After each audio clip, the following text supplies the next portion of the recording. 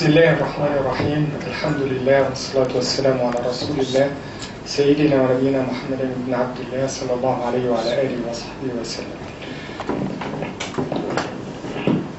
First of all, I would like to welcome all of you at Triple IT office in Cairo. I'm sure that you have heard a little bit about Triple IT, which is basically a research think tank.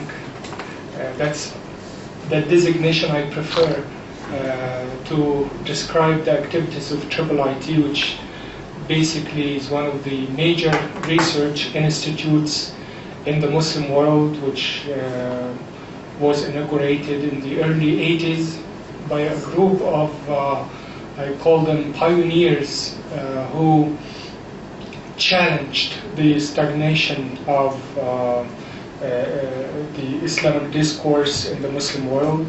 The headquarters, as you might know, is in Washington, D.C., Herndon, and Cairo office is the blood that of the intellectual blood of Triple IT headquarters in Washington, and it has many branches all over the Muslim world.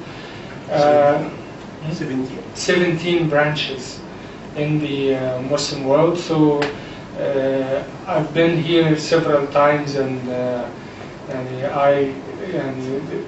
whenever I come here, I always remind myself of the giant scholars who have been here in this place and in this room, basically to revive the intellectual discourse of the Muslims all over the world. So it's a privilege for me to be here in this place and to meet you this afternoon. My name is Ibrahim, and I serve as the senior advisor to the Grand Mufti of Egypt. The Grand Mufti of Egypt is the second highest religious authority in Egypt and in the Sunni Muslim world, after the Grand Imam of Al-Azhar. So he comes second. He is responsible for issuing fatwas, and probably you've heard the word fatwa. And the way we define fatwa, the way we define it in a scholarly way, it's a non-binding religious advice issued by a qualified person. So not everybody is eligible to issue fatwas. So it is issued by a qualified person called in Arabic mufti, in response to a question, a religious question posed by anyone. So it is non-binding, so it has nothing to do with death penalty. It is issued by a qualified person called mufti, so not everybody is eligible to issue fatwa.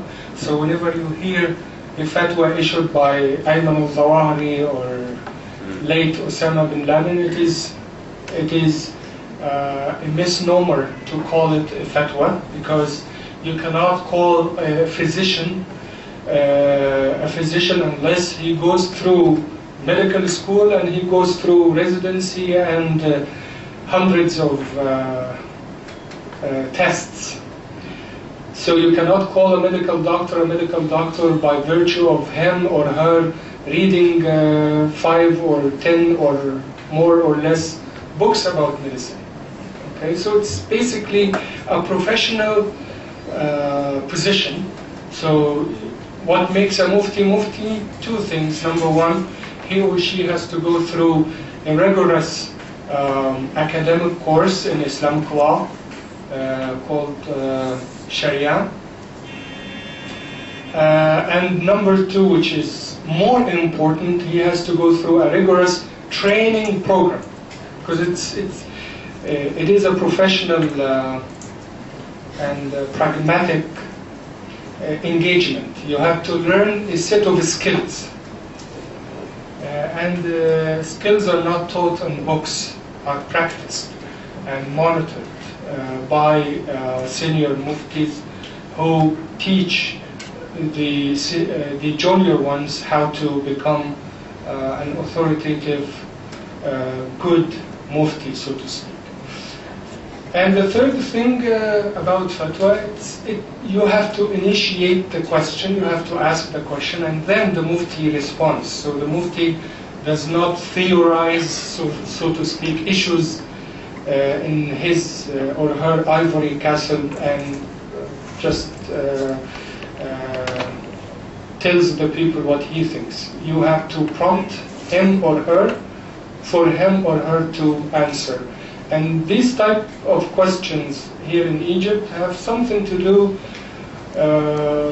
with more or less family issues, especially marriage, divorce, child custody, in-laws bickering, this type of issues that are typical of counseling sessions that clergy practice in the States and several places.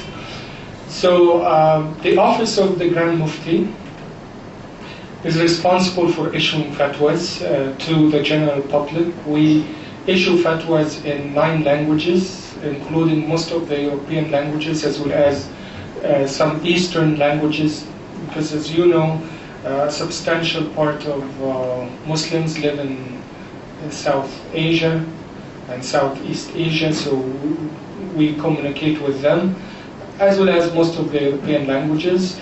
We issue fatwas in several ways. We have a state-of-the-art website. We have like a hotline number that people access in several languages.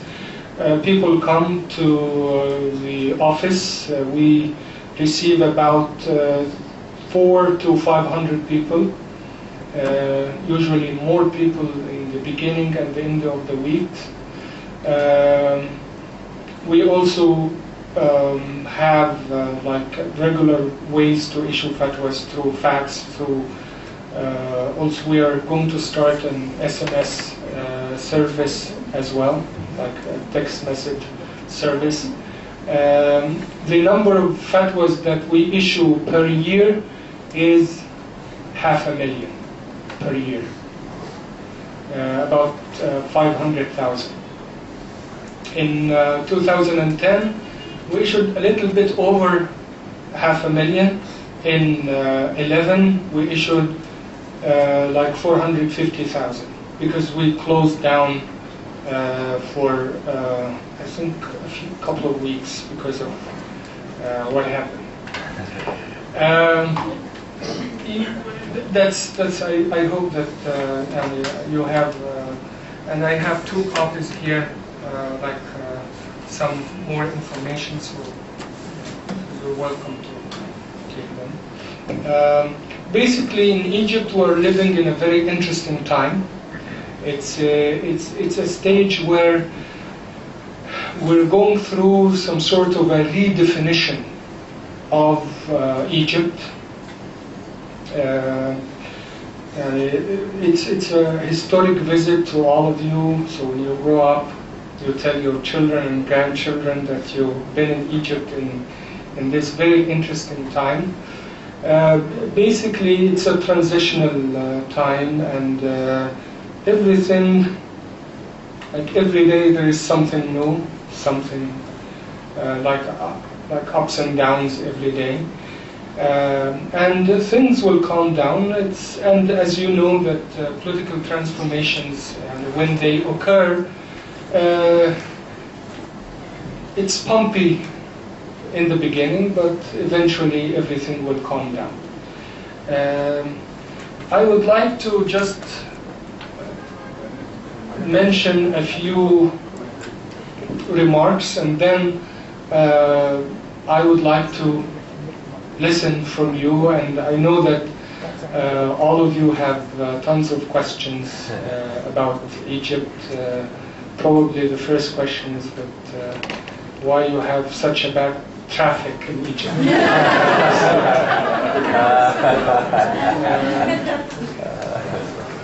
Like I lived in the States, so when I settled here, it took me a while to get used to the traffic here. It gets worse every day. Basically, the way we understand Islam, our faith, it's first and foremost a moral faith. So morality is at the heart of the faith.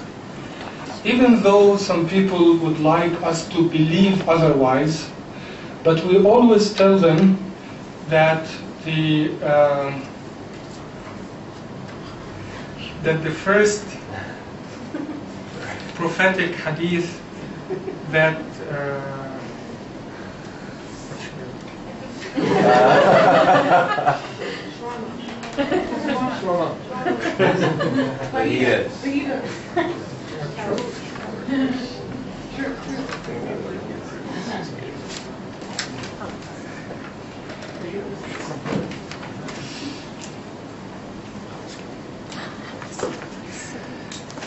we always tell such people that the first prophetic hadith that a small child learns as he or she begins his search of knowledge is the hadith that emphasizes moral character.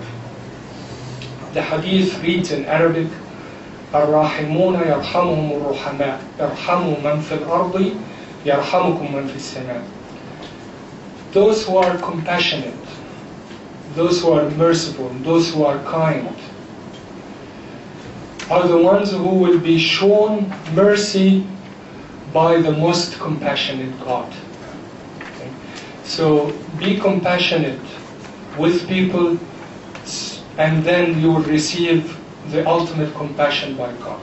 This is the first prophetic statement that a small child learns as he starts or he treads his sacred path of knowledge, as he learns the ABCs of the faith of Islam. It emphasizes compassion and mercy at the heart of the faith. As I said, some people are trying to make us believe that it is otherwise, but we are always assertive of this fact that morality is at the heart of the faith. And if we, objectively speaking, if we look at the Quran, we find that the Quran is composed of about 6,000 verses. Out of these 6,000 verses, only 300 or so verses talk about the entire legal spectrum. Rituals, transactions, family laws, all sorts of laws governing the life of a person. About 300 verses. And the rest of the verses talk about moral character, about how to behave with God, how to behave with your neighbors, how to build a moral character. And the same goes with the prophetic statement. We have about 60,000 prophetic statements which are attributed to Prophet Muhammad, peace be upon him. Out of these 60,000 prophetic statements, only 2,000 prophetic statements talk about law in all its spectrum, and the rest also emphasize moral character. So this is the first remark. The second remark is that Muslims have understood their faith as an empowering faith that allows them to build a relationship with God, based on love and compassion, and also with the rest of humanity. So they have gone to different people. They have lived and settled in different areas of the world. Now we find Islam in many parts of the world, practically in each and every part of the known world now. And this engagement is in itself a message for the entire people that the majority of Muslims are peace lovers and peace seekers, that their worries and their concerns and their aspirations are the same like any decent human being. They're no different. They want to have a good life. They want to have a family. They want to lead a peaceful life, a life free from complications and complexities. They have the same concerns, the same aspirations, the same problems. But of course, as it is in every religious tradition, you have a minority of people who have developed some sort of crooked understanding of the faith. And this is, as I said, found in every religious tradition, but always we look for the and look into the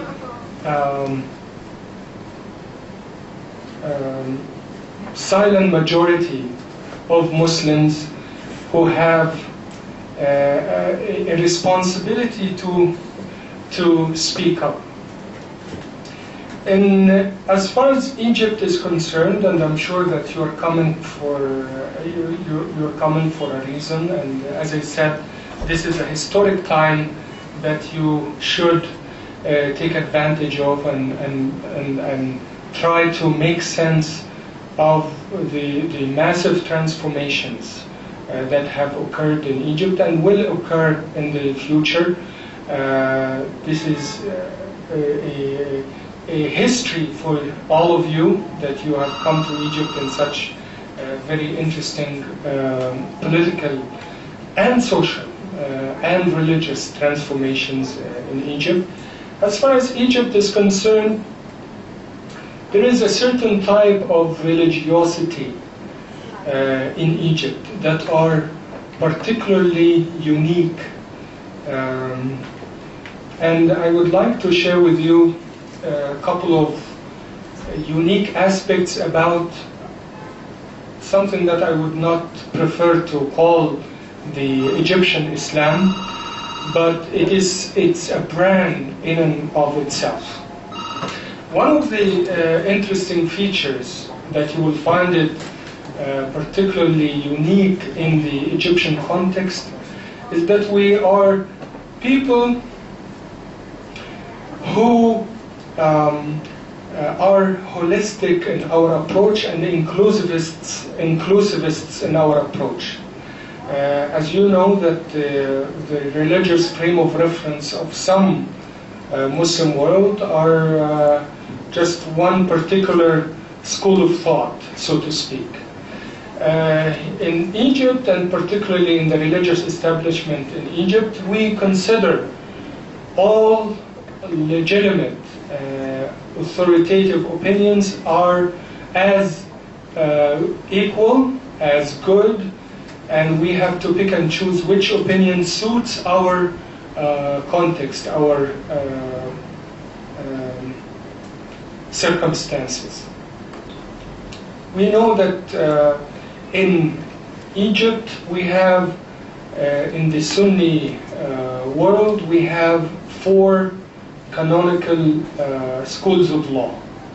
Okay? These schools of law like frame of reference for people to adopt in various life activities.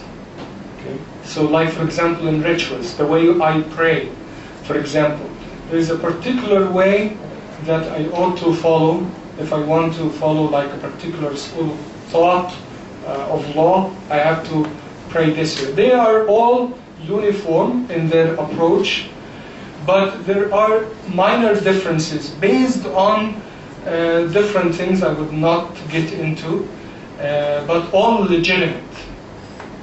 All of these ways and modes and different things that people do are based on the particular choice of the recognized scholars who have understood the Quran, the religious founding book of Muslims, and the prophetic statement in a certain way. So in Egypt, we consider all of these opinions are as legitimate, and this makes us very rich in our approach. So we have 4 canonical schools, and we have also less recognized schools, up to 80 schools of law, of different ways of understanding the religious text, different ways of understanding the prophetic statements. And this makes us very flexible in our approach. So even though one particular scholar says something, but we have other legitimate opinions that give us a number of alternatives for us. Okay? Now let me give you a few examples for this kind of flexibility. Okay? So when it comes to, for example, concluding a marriage contract, okay, a marriage. So you have different approaches, different interpretations, different opinions regarding the way in which marriage is concluded. Okay? So you have various opinions regarding that. If you limit yourself to a particular school of thought, then you're going to restrict the number of, especially we are living in a very fast-paced world where communications, technology, everything made life completely different. Okay? So, for example, if a person comes with a question regarding, say, for example, can a man and a woman get married and conclude the marriage through the telephone? Is it possible? Or through an SMS service? Or through satellites?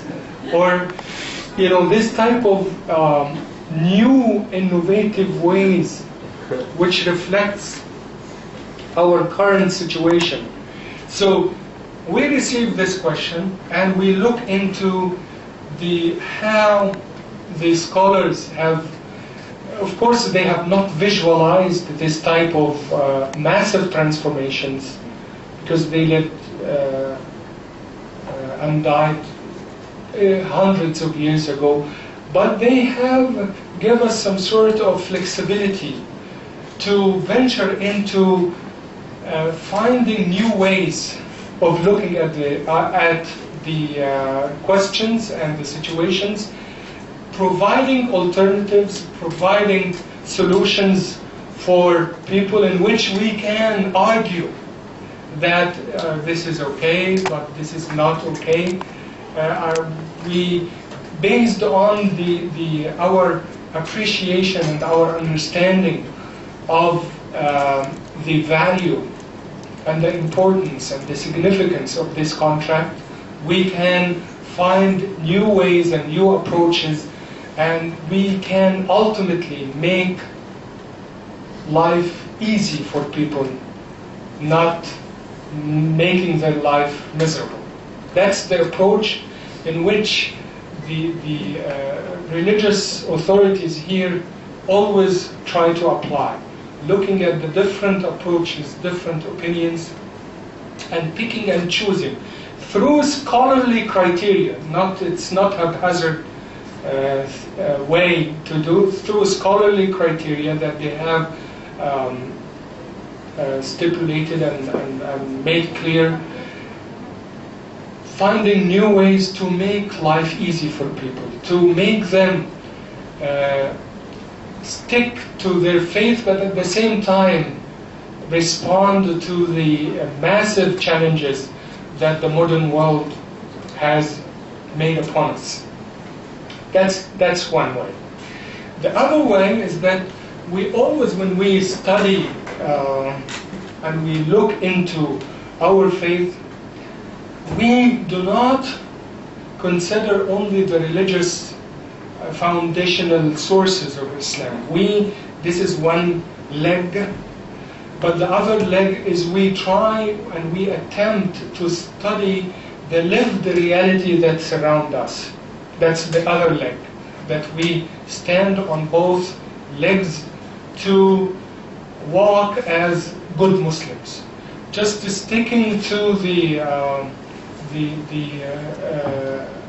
sources and books that were authored hundreds of years ago only will defeat the purpose and will make us travel back in time and live the way people lived a few hundred years ago, which is becoming impossible, and forcing people to do this will eventually lead, especially the young people,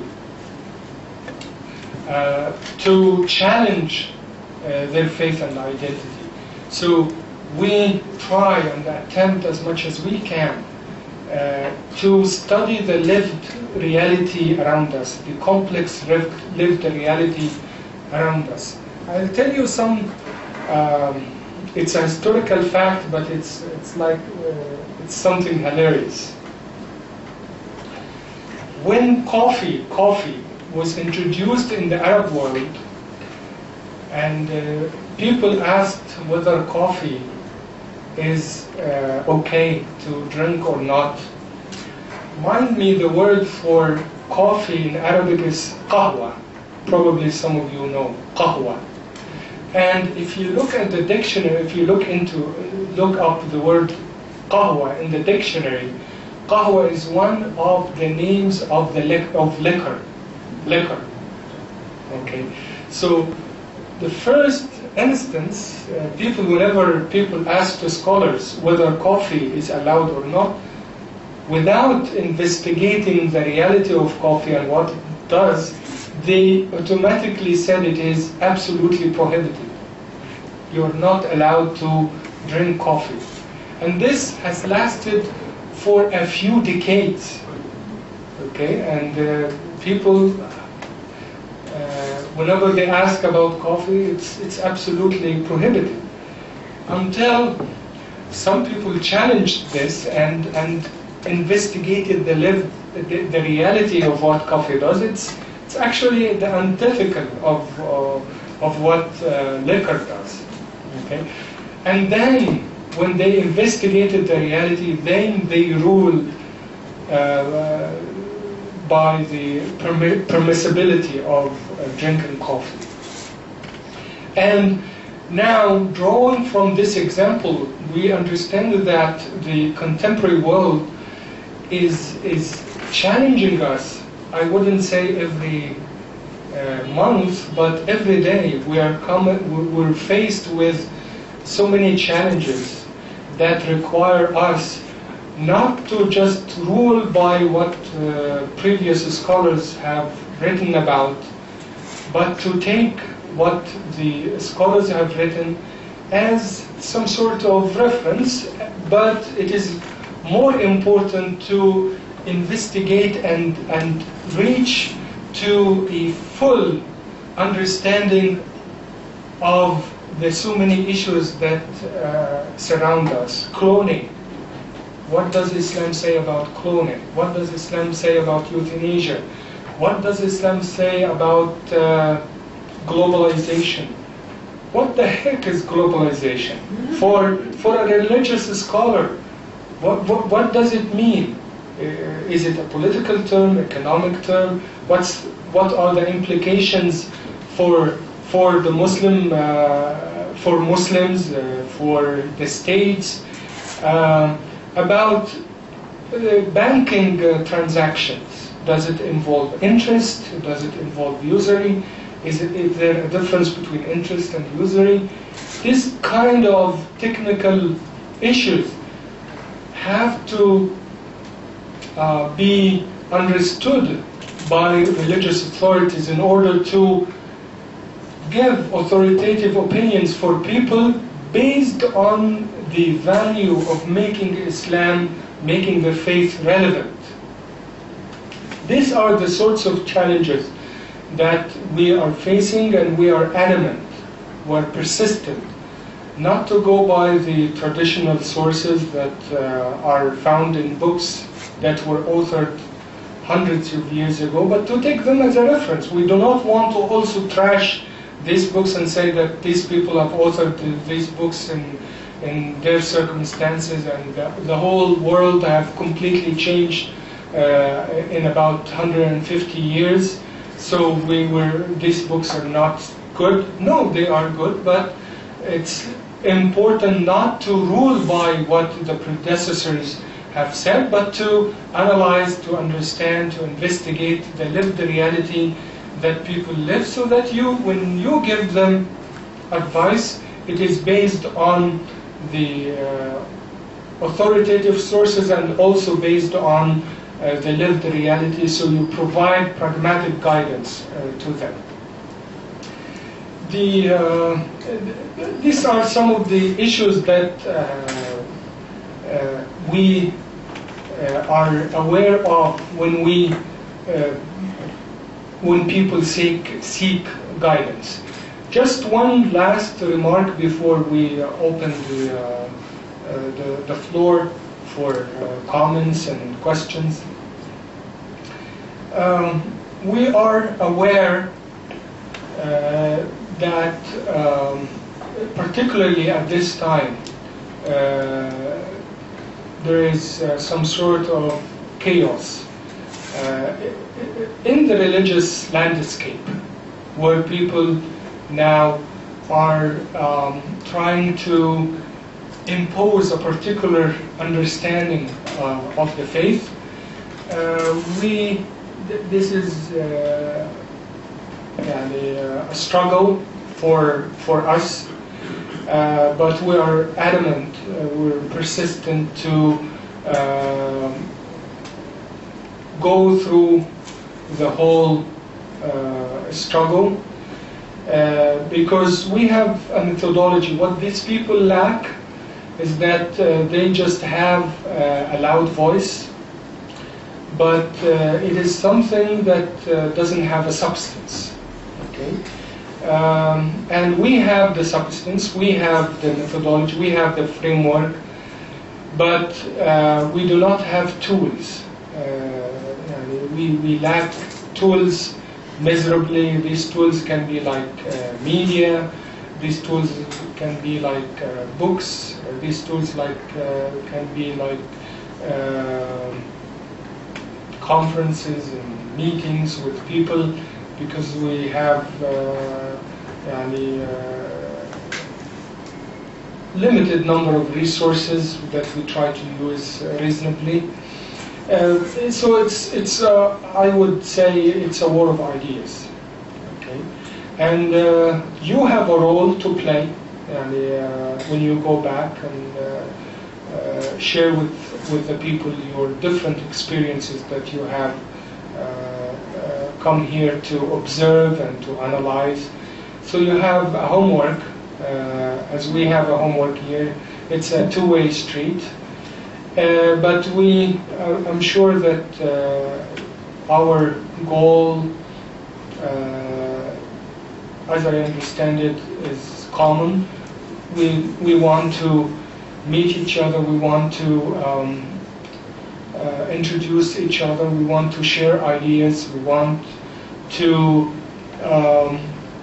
reach to some sort of understanding that will go beyond just meetings and dialogues to real partnerships.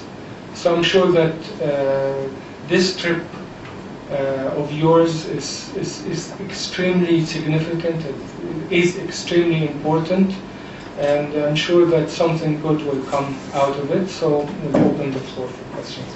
Thank you.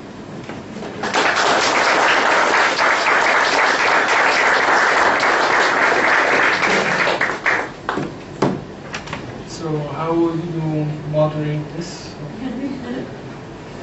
Open it up. Hi there. I was wondering what role you think Islam should play in government in general, in the running of the state, and specifically how that role will protect minorities, Christians, women. Any thoughts on that subject? Okay. Did anybody hear the question? Yes. So basically, I would say that we have two categories of issues here. We have general guidelines that Islam says, for example, that you have to protect the 5 higher objectives of Islamic law: faith, family, private property, mind,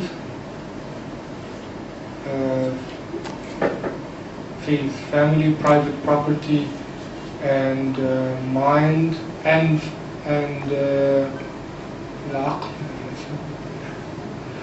human dignity. This is the 5th. Okay? You got it? Okay. So, and in this category of issues, you have general principles. Okay? So, for example, in human dignity, you have a set of issues. Like, for example, that respecting shura in Arabic, which means it's the other coin of democracy, for example. Okay, with some logistical differences, but it's essentially it's the other coin. Okay. In private property, respecting and valuing private property, you have general guidelines. Okay. That's a set of issues. The other set of issues is getting into logistical procedures, how these should be applied in running the government. Okay, so here you go beyond the general principles into details. Okay, and that's where you are enforcing your understanding of these issues into some sort of a form, for example. This is not Islam. The first category of issues is what Islam says, what Islam wants in a government. Now, if you drag it into logistical details, this is an understanding of the religion, and that's not what Islam says. It's your understanding of Islam. Okay. Now, to get back to your question, Islam has a lot to offer in the first category of issues. Islam has nothing to offer in the second category of issues. Okay? So general principles, strong, yes. Because these general principles are in line with the international legal systems. Because this is what all legal systems have come to emphasize. The ultimate respect for these major 5 principles. Any legal system, any religious tradition has come to emphasize these 5 prerogatives. Now, if you drag it into your understanding, of course, that's not what Islam says. Islam has nothing to do with this restrictive understanding of these general principles. I hope I'm clear. Yes. Please. What role do you think religious advocacy has? There we go. What role do you think religious advocacy has in the upcoming Egyptian election? What should it have a role? And if so, what does that look like? I would say that we're living in a transition. We have people who have the podium but are not wise, and they're bringing a lot of controversies to the table, and that's why making people not having clear directions where to go. Every day there is a story. I think that civil society in general, including the advocacy groups, have a role to play, but it has gained quite negative propaganda lately about the role of civil society in the making of the new Egypt. But ultimately the principle itself, because the government will not do much at the moment, the army will not do much. The real work has to be done by the civil society in general. So I think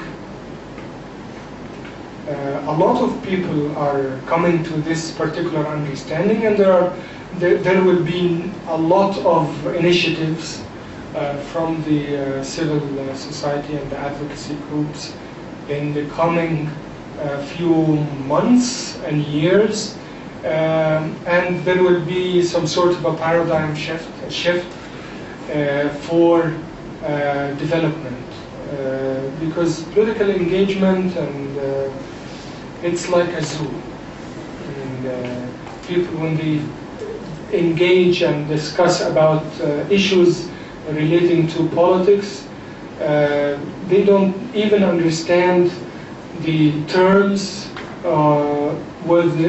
the terms that they use to engage with each other. So when somebody says democracy, they have a crooked understanding of what democracy is. When somebody says pluralism, they think pluralism is equal to secularism. So you have really a crisis in defining terms. So each term has a specific understanding to each and everyone in the table. You have also a crisis of how to engage, the how of it.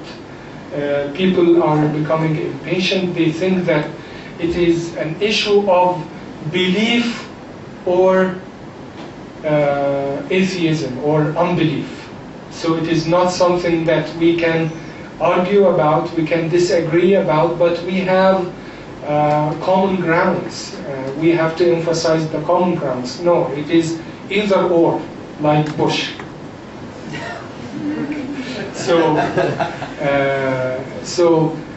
we have a number of challenges, but I think people are waiting to see something on the ground, something that will better their life. I think sophisticated arguments and polarizing dialogues will not do much. So the civil society and the advocacy groups have to venture into the area of development in all its manifestations and in all its respects, so that people will see positive change on the ground.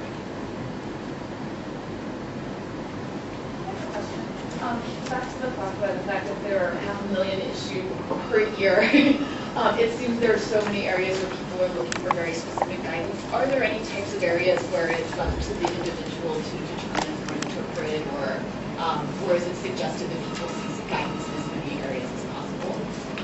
Basically, these fatwas take the form of counseling. It is, some of the issues, of course, needs definitive answers, yes or no, you should do, you should not do.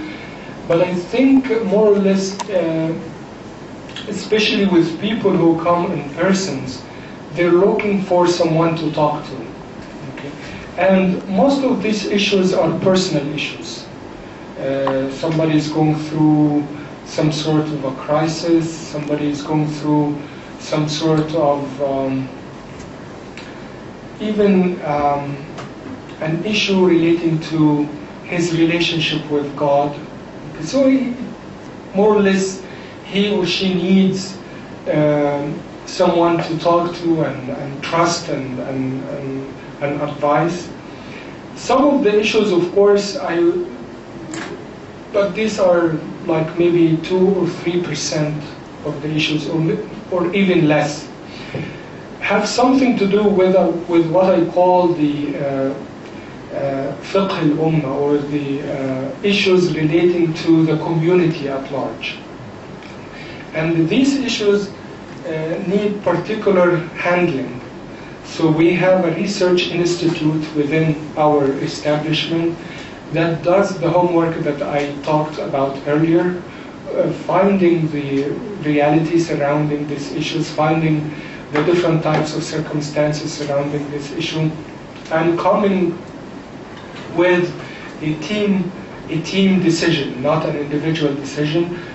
Like, for example, I'll give you one example.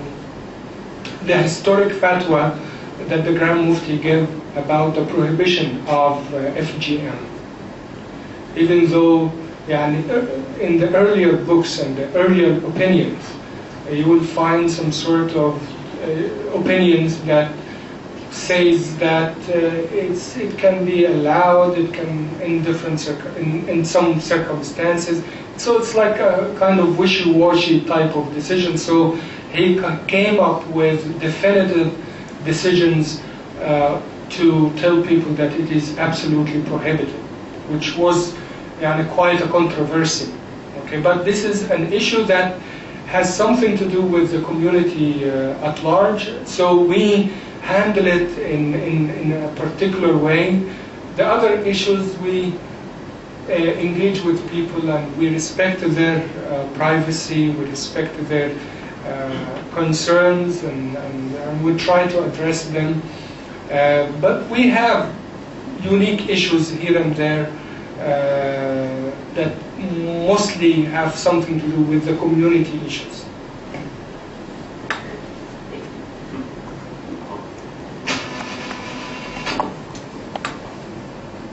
Thank you for taking time out of your day to speak with us. Quick question. I just was curious about your experience living in America. If you could talk a little bit about that, and then how you think, on your perception on how with Americans in regards to Islam. And then a side question, what was your favorite restaurant? First of all, my connection with the States is still, I'm a green card holder, and I value that. I went to the States in I think in 96, yes, 96, when I was 23 years old. My experience overall was wonderful, and I think that I owe the States a lot of things, and I made most of my friends over there. I found that the people who go as immigrants, they have some sort of psychological barrier, and when they break this psychological barrier and engage with people as human beings, it makes all the difference. I found that engagement is the best way for breaking stereotypes from both sides. The second thing is that you have, when I'm talking about immigrants, when you engage with people, you have to understand the different contexts of the states, of the United States of America. The political context, the power of the media, even neighborly relations. It makes difference. Understanding all of these things make all the difference in getting your message across. Okay. When I was an imam and director in New York, I was in New York City on the day of 9/11. I was actually in Manhattan, but Midtown. And when I saw this kind of uproar, I always challenged my local community that this is an opportunity. Yeah, yes, you have all the rights to be scared, and you have to take security measures, you have to do this and that, but nonetheless, this is $1 million or $1 trillion opportunity to present yourself as a good human being who also has struck by this catastrophe, by this calamity. You have a duty to stand by your American neighbor, and if you are an American citizen, you have a duty to stand by your country, by your friends. That's number one. And also you have a duty to defend your faith in person. It's not defending your faith in statements or when you stand up in the mosque and talk. You have to be physically there, be there to share the concerns of people and to talk about yourself and to talk about your sentiments. So I always faced this challenge when 9/11 occurred, and I was invited to many churches, synagogues, schools, universities to talk about my reaction about this. And I always tell them that I live here.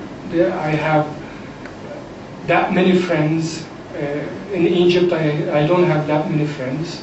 So this is part of me, and this is the way we should do things. We should not blame each other. We are in one boat, okay? And we have to protect each other and be there for each other. This is what makes the difference, basically. Breaking this psychological barrier. I'm sure that when I went there, I was young, and it was easier for me, but I understand that this kind of psychological barrier, especially for older people, I always tell them that you live here for 40, 50 years, and you still have dreams to go back home. Okay? So I always tell them that my home country is not the place where I was born, but where my grandchildren will be raised. Okay? So Muslim American community has gone through transformations. I have been very close lately, and I think that they have matured quite a lot in this type of understanding and this line of thinking.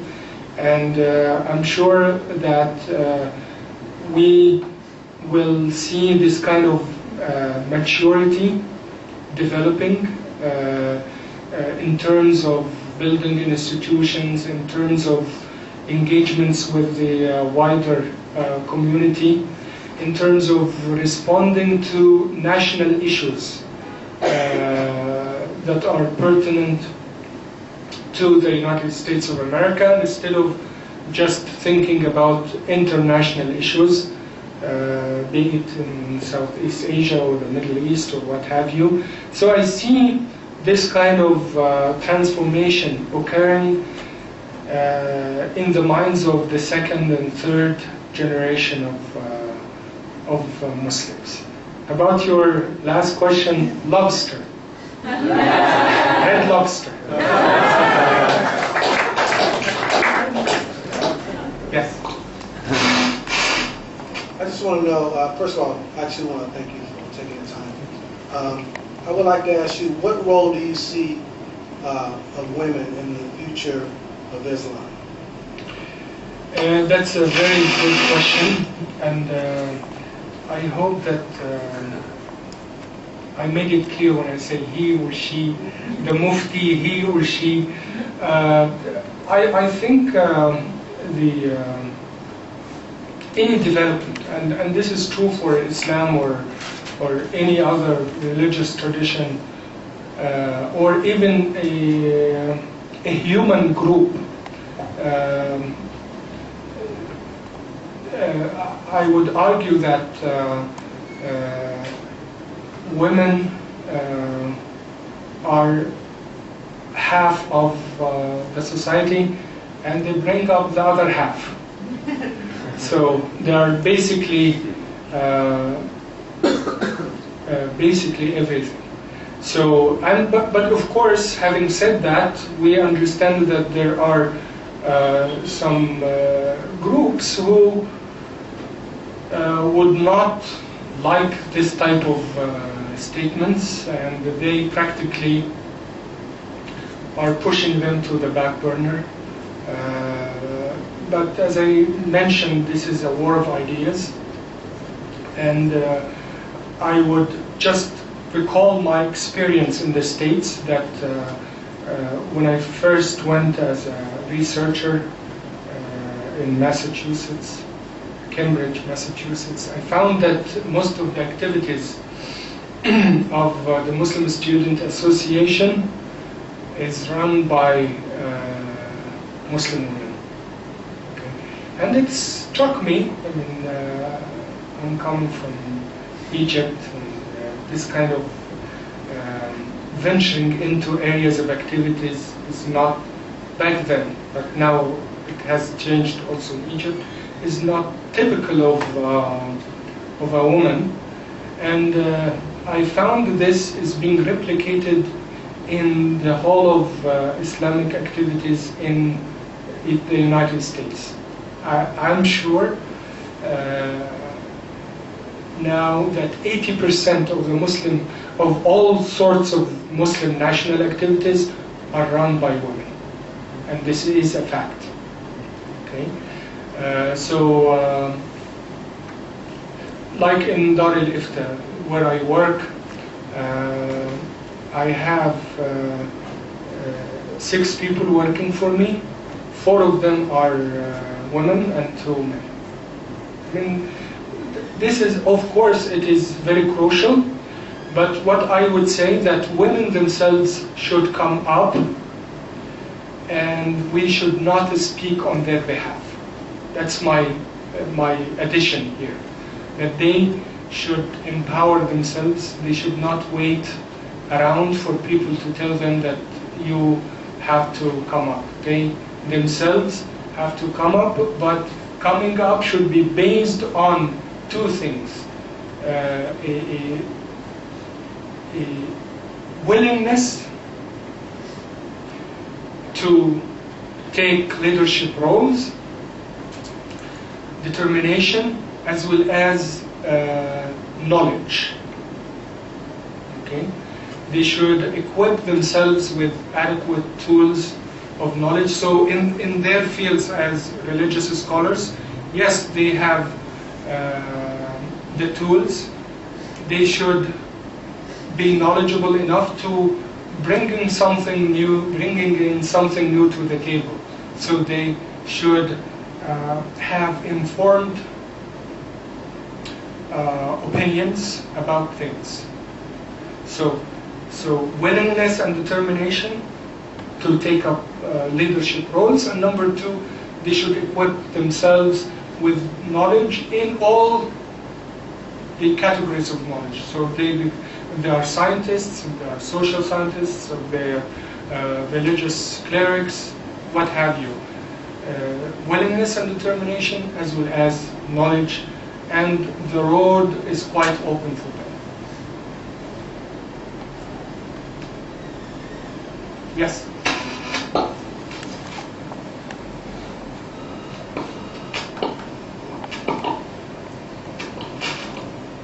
Hello, thank you. Two questions. One, when you're dealing with an issue and coming on a ruling for it, does the issue have to be an issue that the person or community is facing, or can it be a hypothetical issue?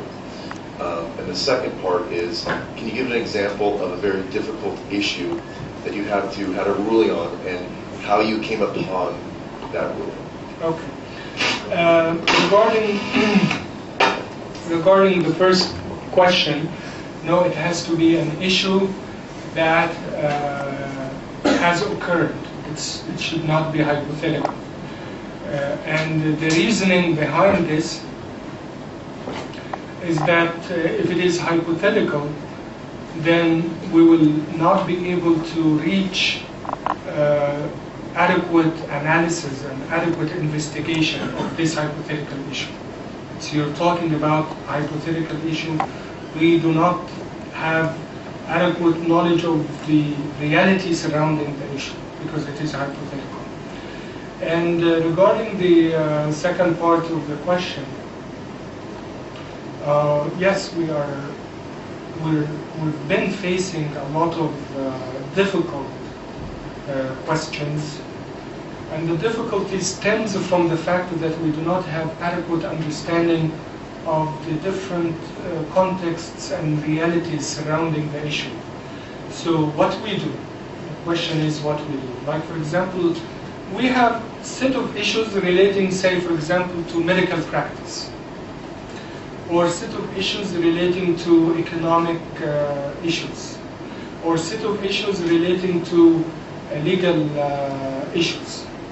So what we do, we have a framework, we have guidelines to deal with such issues, which is basically if the issue has to do with medical practice, like euthanasia, for example, or mercy killing.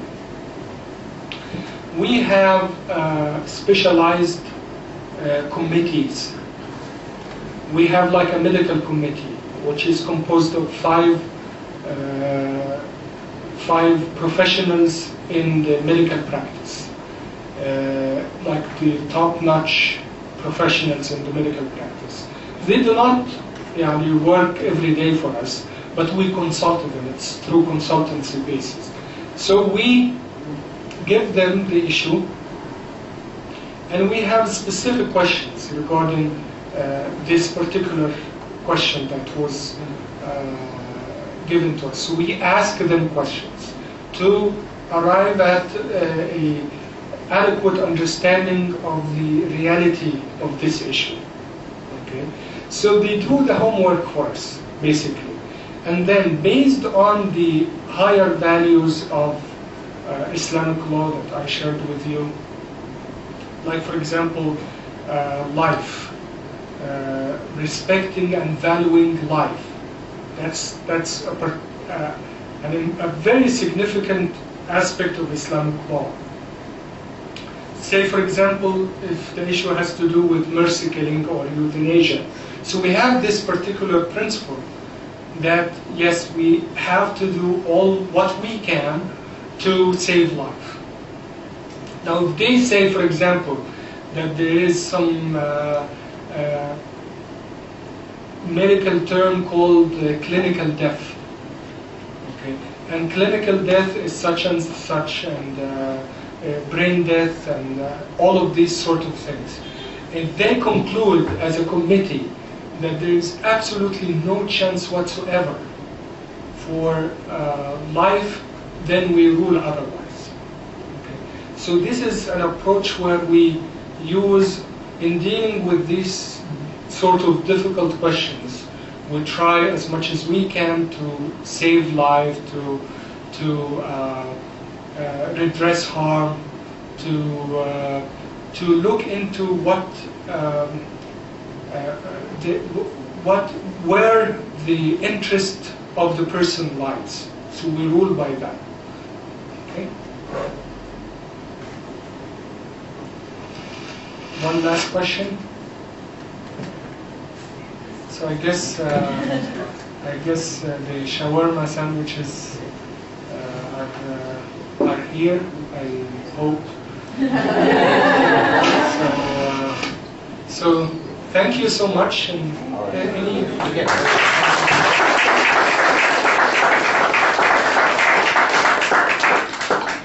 just one more question. Can you just speak to some specific areas that you would see best opportunities for reconciliation between Christians and Muslims, particularly in Egypt? What are some of the key issues? See, in Egypt, we do not have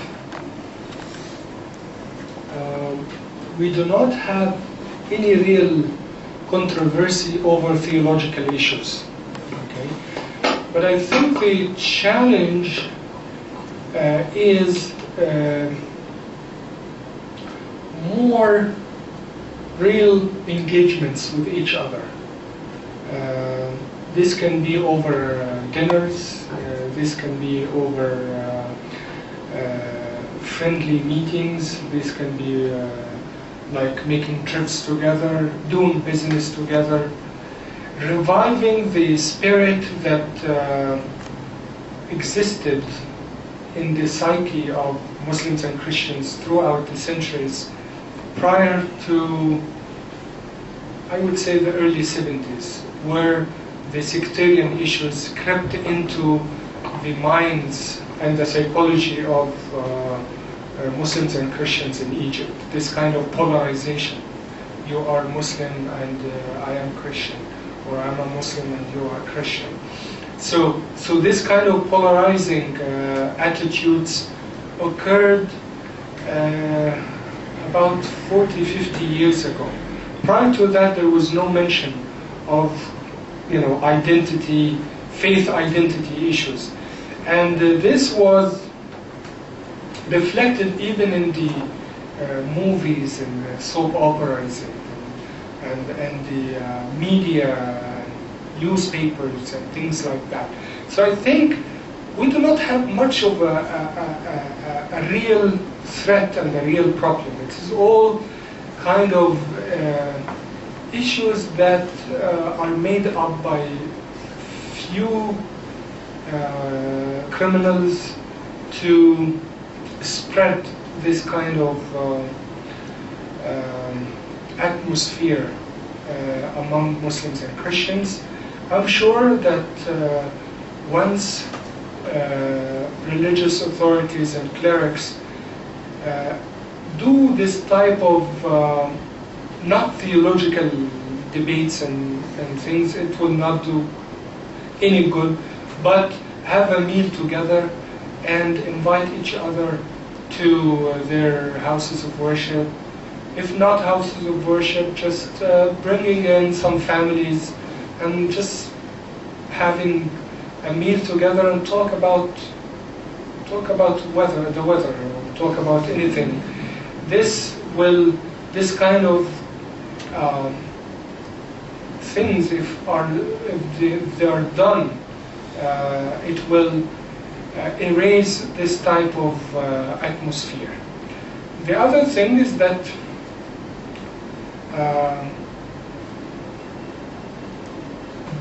they meet together to issue joint statements. This will be very good, because and I think they're starting to do this. Okay, but unfortunately, in the kind of transitional stage we are in, in which religious places or houses of worship have been dragged into politics will make it a bit difficult, but this will not last long. Once we have a president in place and constitution in place, people will calm down. So, but the real challenge is to move beyond theological debates into dialogue of life. That is the real challenge. If we succeed in doing this, it will bring in a lot of benefits, and it will quiet down these criminals who try to stir from time to time unnecessary controversies.